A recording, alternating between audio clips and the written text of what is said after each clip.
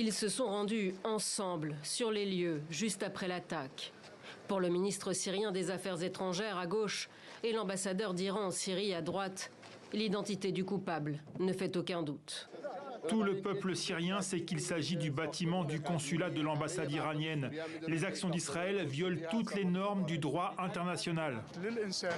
Ces attaques ne peuvent être contrées que par une plus grande fermeté et davantage de soutien au peuple palestinien et à la résistance, que ce soit en Irak ou au sud du Liban. La résidence de l'ambassadeur, sortie indemne, se trouvait à l'étage supérieur de la section consulaire, accolée à l'ambassade d'Iran et entièrement détruite.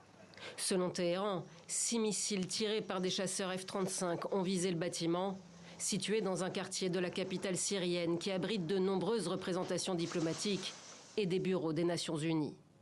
L'appartement de cette professeure d'université se trouve juste à côté. Il a été endommagé.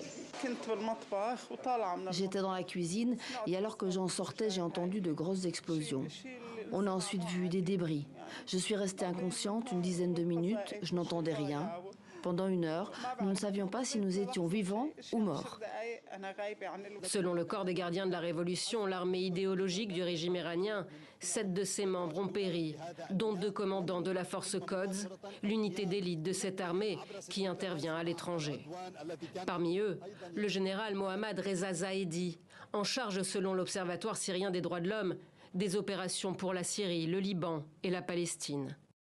L'ONG, basée au Royaume-Uni, fait état au total de 14 morts, 8 Iraniens, 5 Syriens et 1 Libanais, tous des combattants. Le Hezbollah a de son côté annoncé la mort d'un de ses hommes. Comme de coutume, Israël ne confirme ni n'infirme être à l'origine de ce raid, le 5e, en 8 jours, a visé la Syrie.